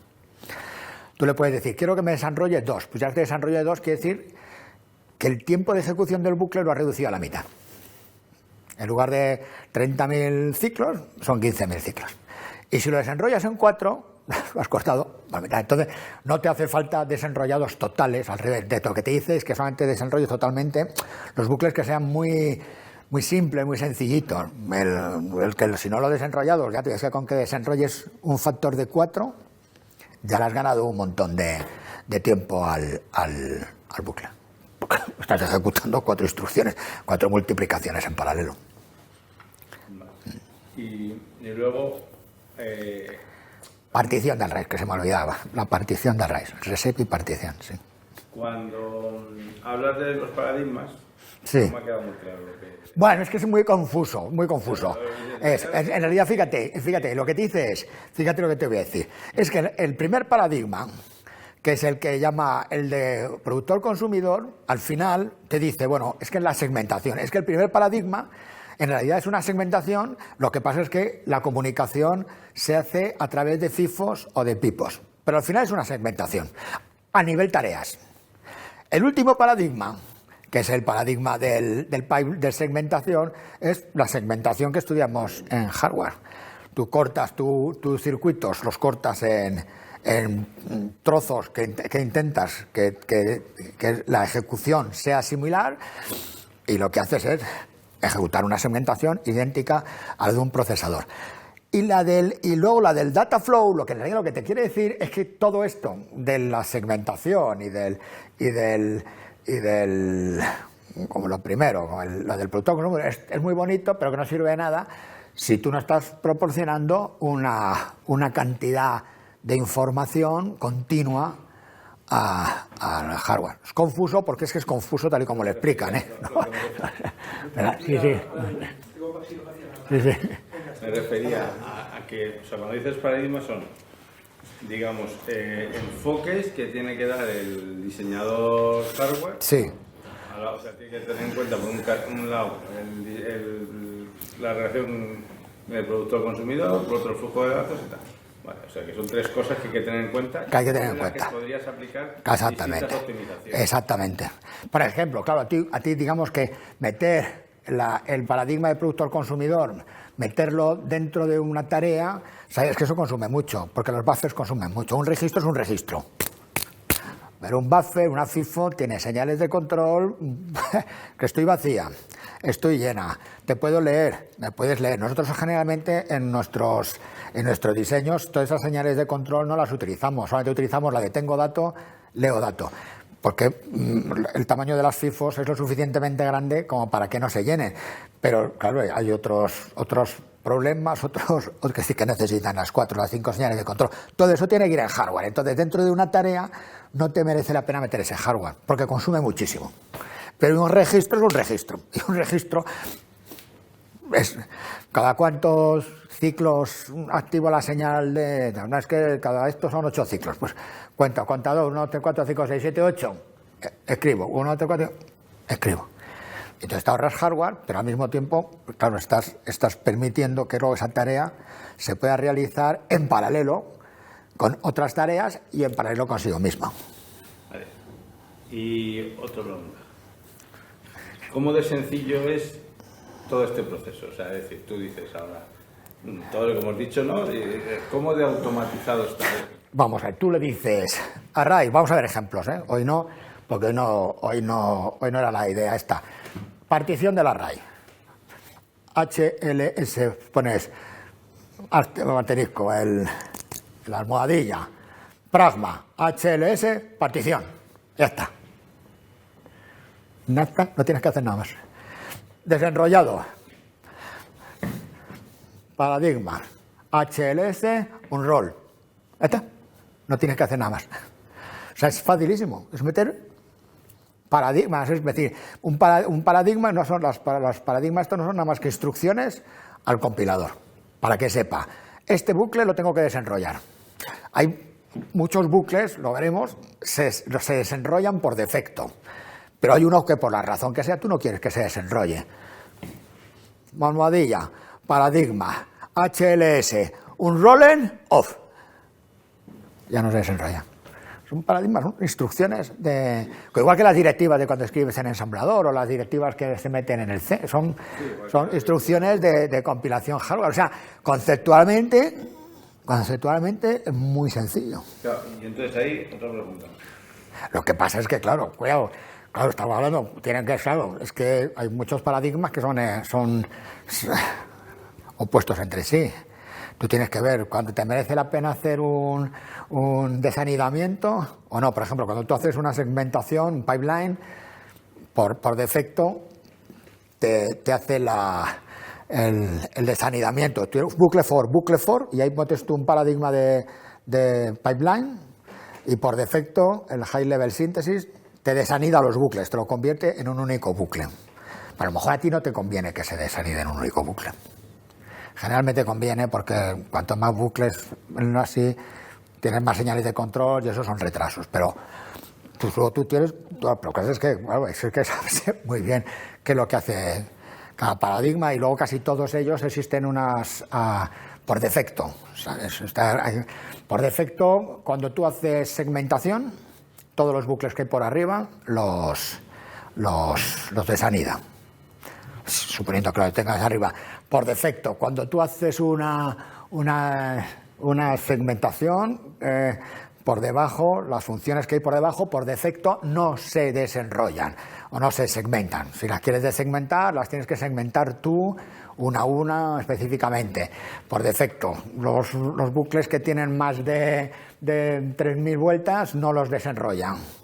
Pero tú quieres que desenrolle uno de 3.000, pues le puedes decir, desenrolla a partir de 3.000. Pero la aplicación es sencilla, bueno, ya lo vais a ver. La aplicación es tú desenrollas, tú le puedes decir al array que lo puedes definir como que tenga un puerto de salida o 2 puertos. Vale, vamos a suponer que tiene 2 puertos y que tú tienes un array, un bucle que da 10 vueltas. Tú lo puedes desenrollar. Claro, si tú lo desenrollas, tienes, pues, si lo que haces es multiplicar, tienes 10 multiplicadores. Pero claro, tu array sigue teniendo solamente 2 salidas, con lo cual el desenrollamiento per se no hace nada. Si tú quieres que sirva de algo el desenrollamiento, tienes que hacer partición o reshape. Hay un ejemplo muy interesante, la diferencia entre reshape y partición. Digamos que vamos haciendo la partición, va consumiendo luz, va consumiendo hardware, y en cambio el reshape hace lo mismo, en el mismo ciclo, sin consumir nada. Bueno. ¿Tenéis alguna pregunta vosotros? Yo sí, una. Es más que nada sobre los datos y las operaciones. Sí. Hablabas antes de las multiplicaciones, por ejemplo, de 12 bits. Sí. Entonces las salidas del día tendrán que ser de 24, el doble siempre, sí. Pero si se hace un truncamiento, por ejemplo, en esos 12 bits, porque queremos que la salida utilizar en todo el sistema solo 12 bits, ¿ese truncamiento es solo en la salida del multiplicador, por ejemplo, o también dentro del multiplicador? Si tú utilizas un modo de estos AP, ¿de acuerdo? Y tú le dices que las entradas son de 12, para multiplicar 2 números de 12 bits, tienes que utilizar un multiplicador de 12 bits. ¿Cuál es la diferencia? Que si yo tengo solamente necesito 12 bits y tú utilizas un tipo estándar de C, en lugar de 12 utilizas 16. Estás utilizando bit de más. Y por lo tanto, tu multiplicador, ¿sabes cómo van los multiplicadores? Porque lo enseñan en TOC, ¿no? Lo enseña Óscar, ¿no? Crece en profundidad y en anchura, ¿no? Si lo haces a base de sumas, etcétera, etcétera. Claro. En cambio, si tú le dices, utilizas los tipos de datos estos ad hoc, tú dices, entonces, claro, si tú, para multiplicar 12 bits, tienes que tener un multiplicador de 12. ¿Sí o sí? Otra cosa diferente es que tú le digas que de esos 12 de salida, solamente te hacen falta utilizar, en lugar de 24, 20. Y eso sí que se lo puedes decir. Entrada de 12, entrada de 12, salida de 20. Y él te hace el multiplicador, no tiene más remedio que hacértelo de 12, pero la salida te saca solamente los 24 que tú quieras sacar, o los 20 que tú quieras utilizar. Claro. Sí, sí.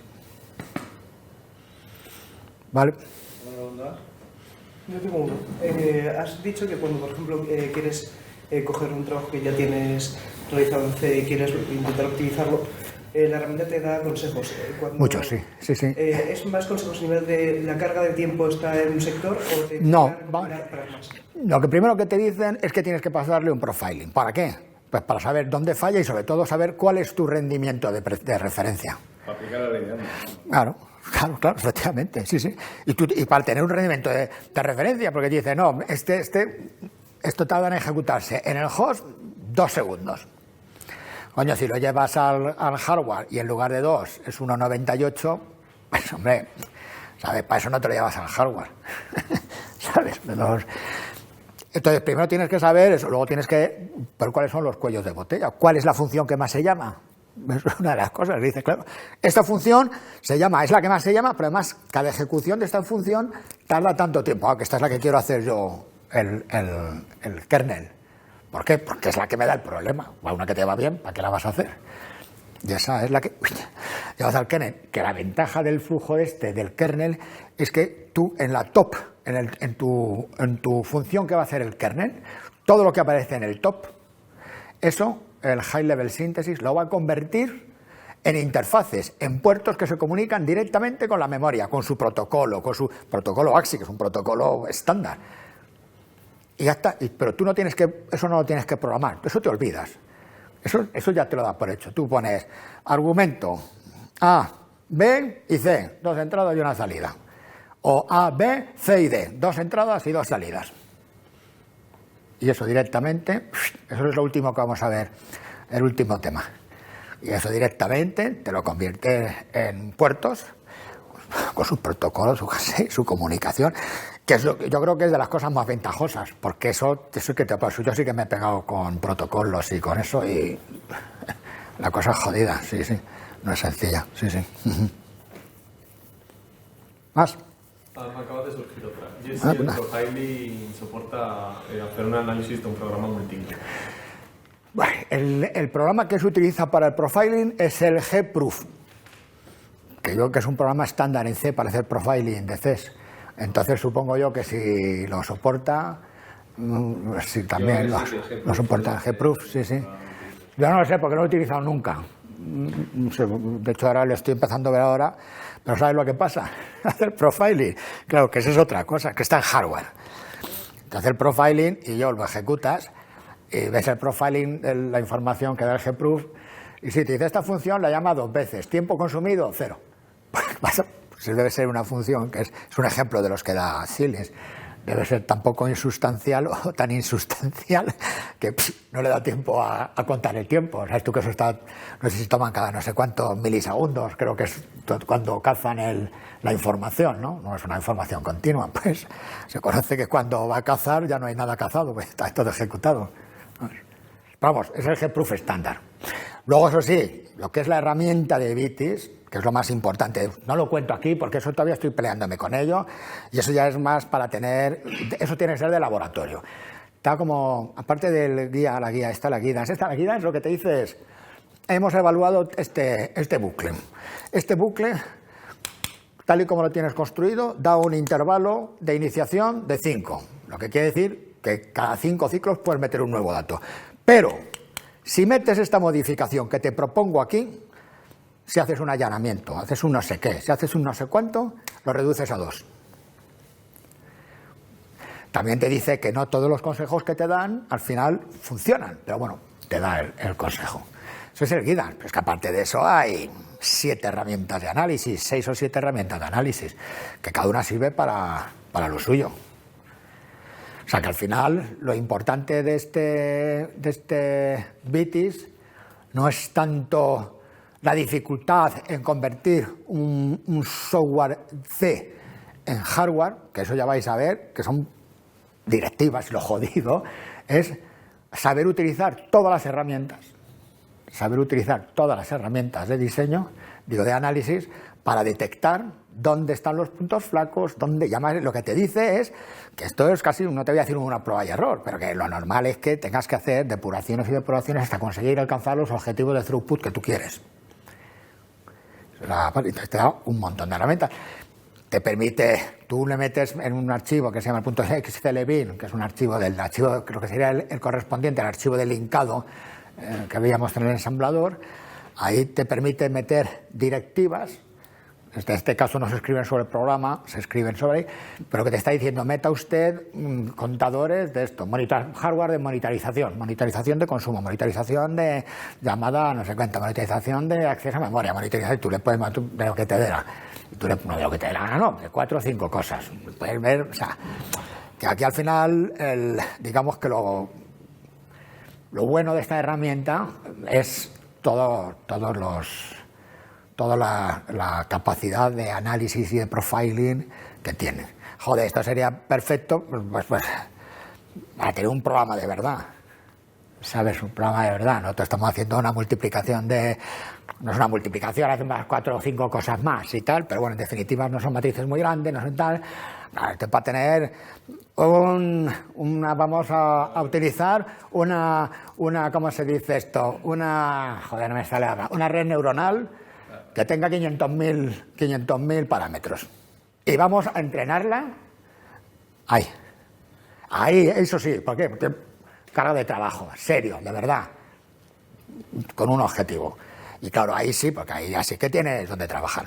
Pero claro, ahí es donde iba yo. O sea, esto tiene, que era la última pregunta que iba a hacer.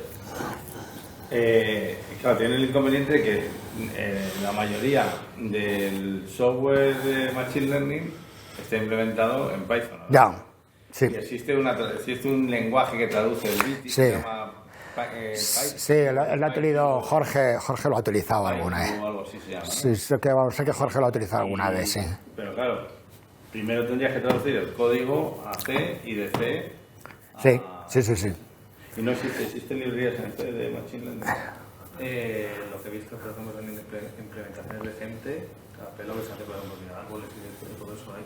Luego hay otra que es un convertidor de Python a C, pero no sé qué tal funciona. Importando una librería de Machine Learning, ¿qué tal te va a traducir el código? Si traduce de uno, luego traduce el high level synthesis.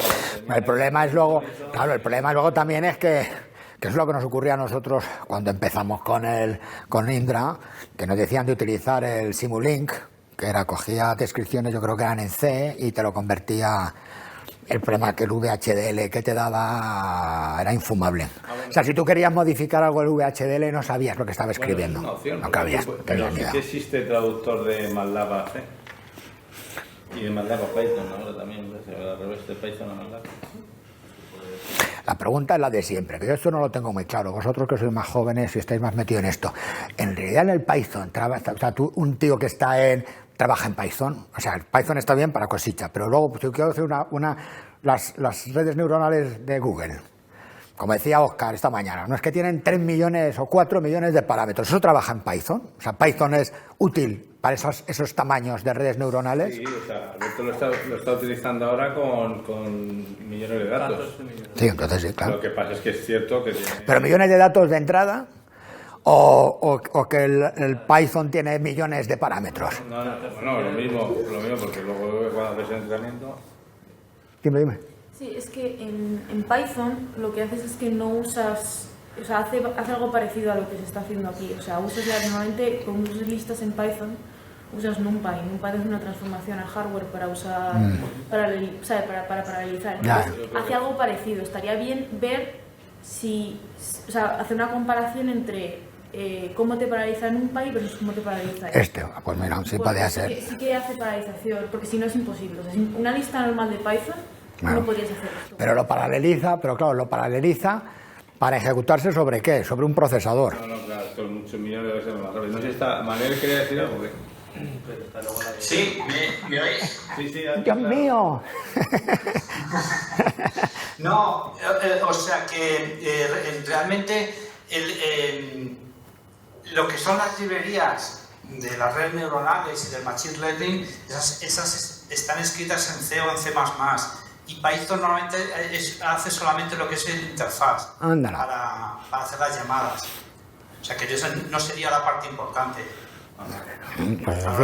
Pues eso es interesante saberlo. Eso es interesante saberlo, porque podíamos echarnos la manta a la cabeza y decir, vamos a hacer un estudio sobre el hardware acelerador, hacer una red neuronal gorda, ¿qué tal? Sí, no, los algoritmos que está haciendo Alberto, o sea, en teoría en su tesis ahí está puesto que la implementación final debería ir sobre las tarjetas Alveo. Las de árboles que tardaban en hacer un árbol con los 14 millones de datos, tardaba en CPU 155 minutos. 155 minutos. En CPU, pero luego utilizando la nueva librería que es, te transforma el código a CUDA, te hace una... Sí, porque corre la GPU. Claro, corre ese GPU y tarda menos de 2 minutos. Claro, pues es que la FPGA es más rápida que la GPU. Mucho más rápido. Porque la GPU al final sigue el mismo principio. Es un procesador, pero es un procesador de propósito específico. No es como las CPU normales que son procesadores de propósito general. Pero al final es instrucciones que están almacenadas en memoria y que tiene que ir leyendo. Y eso es lo que lo ralentiza frente al otro. El otro es hardware puro y duro, no tienes que leer nada. Coges datos y sacas datos. Entonces, por ejemplo, eso sería una comparación muy interesante de ver. Eso sería muy interesante. Es decir, mira, en GPU hemos tanto, pero en hardware de este tipo, a ver cuánto sale. Bueno, a lo mejor resulta que sale peor, pero... Es como decir, lo utilizas ahora, por ejemplo, si te cojo un problema pequeño y lo hago la transformación directamente a CUDA, sale peor tiempo, obviamente, en GPU que en CPU, por la latencia que tiene. Claro, es lo mismo que pasa aquí. Aquí es que problemas pequeños, al final tienes que enviar la información a la memoria global. Toda esa información consume mucho tiempo. Entonces, claro, lo que conviene es que el tiempo de cómputo en el hardware acelerado sea muy grande comparado con las latencias de traer y llevar información. Y de hecho, una de las razones por la que te dice LOAD, la estructura LOAD cómputo store, es precisamente para que tú en LOAD puedas trabajar en LOAD en paralelo con el cómputo. Según vas trayendo datos, los puedo ir consumiendo. Y eso es lo que llaman el stream, el otro de los paradigmas, ¿no? Que la fluidez, que llegue datos continuamente. No, me llego, me paro. Me llega, me paro. ¿Por qué? Porque eso es lo que hace que pierda el throughput. Entonces, tú lo que tienes que conseguir es que el flujo de datos, y además el último tema lo vamos a ver, cómo se accede a memoria, que eso se explica en arquitectura, o por lo menos yo creo que se explicaba lo de los accesos a memoria a una dirección llamadas secuenciales. Si tú quieres leer un array, no tienes que hacer lecturas individuales, das una dirección y lees lo que te cuesta más es establecer, digamos, el contacto con la memoria, mandarle la dirección, iniciar la lectura, pero una vez que ya está todo hecho, es leer. Claro, sí, cuanto más grande sea la estructura de datos, más pequeño comparativamente es el tiempo de inicialización de la lectura. Pero entiendo que luego estas placas tendrán limitación también de memoria. Sí, claro, tienen su... Claro, sí, claro. Y esto es otra de las cosas que tenemos que estudiar. Claro. Hay muchos problemas de estos de machine learning que no entrenan con particiones, sino que tienes que darle todo el conjunto de datos, se te llena la memoria. Claro. Sí, pero la 280 esta tiene 64... Sí, tiene la DDR, tiene bastante DDR, sí, bastante DDR. Yo no sé si tiene DDR y esta también tiene HBM, las dos. 7.000 pavos de tarjeta. Pero eso es un tema que nosotros precisamente lo estuvimos viendo en su día, y precisamente esta mañana lo hablaba con Óscar. Vamos primero a hacer las pruebas suponiendo que todos los datos caben en la memoria global. La memoria global es la memoria que está en el alveo. Vamos a esperar a verlo ahí. Y cuando ya queremos hacer optimizaciones, bla, bla, bla, y luego, cuando ya tengamos ese tiempo bruto que ya sabemos, luego le vamos a añadir crecer para tener que intercambiar ya, o sea, que los datos te tengan que estar moviendo. Te envío al host, me tienes que traer del host, te envío que ya tenga una interrelación, porque claro, el dato principal está en la memoria del host, que es la memoria pues del procesador, en donde tengamos la máquina.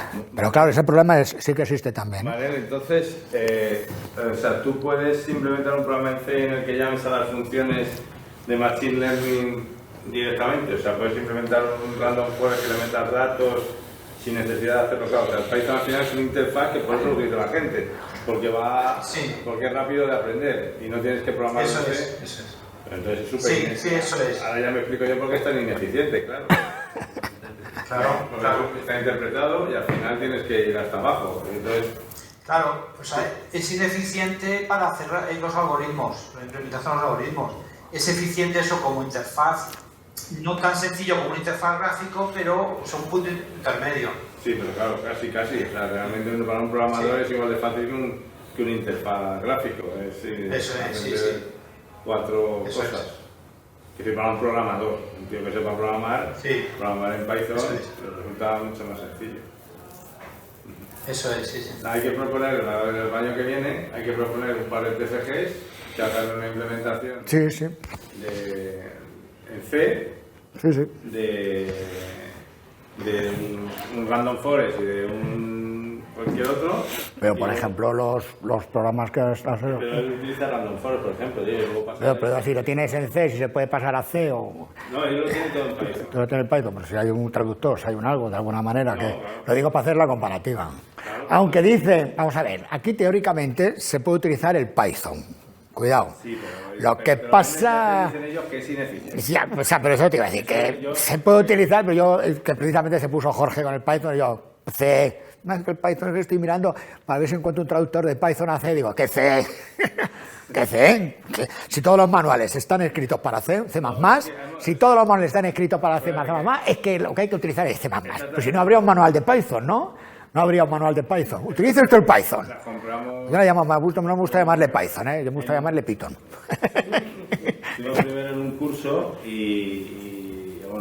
una jornada de un día que te explicaban el funcionamiento del BITIS y tal y cual, que todavía no estaba el BITIS ni comercializado. Y mostraban, te daban, claro, como último, ¿no? El Python, y una cosa que se llama Haiku o algo así. Pero no lo han. Y entonces te dicen directamente que simplemente para aquellos que quieran jugar. O sea, no, que si tú quieres hacer algo, lo tienes que hacer. Esto lo utilizan también, pero es escala. Lo utilizan sobre todo mucho por el tema de Big Data y demás. Pero no lo veo. No, es para hacer optimización por GPU. Se utiliza escala. Sí, bueno, pero no es. Que es parecido a Python, pero no es tan bien interpretado. Bueno, esto son unas directivas, igual que utilizas en C, por directivas para Python. Esto todavía están puliéndolo, ¿eh? O sea, estos sacan 2 versiones nuevas al año de los manuales. Ahora justo en diciembre han sacado las versiones nuevas de los 2 documentos que utilizamos nosotros, que uno es el 1393 y otro es el 1399. Y además, no solamente eso, sino que además han cambiado la estructura, han cambiado todo. Claro, me da miedo, porque claro, ahora te lo tienes que poner, por lo menos a leer, pero es que cada manual son 700, 800 páginas. Y luego yo tengo un hándicap, que también es cierto, y es que yo el C, la última vez que escribí en C, fue en el año 94 que leí mi tesis doctoral. No he vuelto a escribir en C nunca más. ¿Dónde tendré yo el C? Eso en bucle for sé lo que es, más o menos. Pero ¿y cuando empieza? Por ejemplo, matices importantes, que yo no los cojo, porque claro, yo no escribo en C. En mi época el descriptor, ¿cómo se llama? Static, no... Pero yo no lo he utilizado, no sé. Claro, que resulta que si tú quieres que de alguna forma se comporte tu hardware o tu array de una forma determinada, que no sé cuál es, dice, pues utiliza el static. Y entonces te dice, el static se tiene que utilizar siempre en el código C cuando quieres que un array sea implementado en una memoria. Y entonces tienes que ponerle static. Eso me lo sé, pero no me preguntes por qué, porque yo no sé lo que hace. Y te dice, el comportamiento de una variable static en C es idéntico al comportamiento de una variable RAM. Digo, que de una memoria RAM. Digo, vale, cojonudo. Y entonces me pone un ejemplo. Y yo miro el ejemplo y digo, yo no sé lo que me quiere decir este señor. ¿Sí? O sea, que claro, el problema es que no tengo yo conocimiento de C y hay muchas cosas que no les cojo el matiz. Las repito como papagayo, pero nada más. Bueno, pues nada. Muchas gracias. Nada.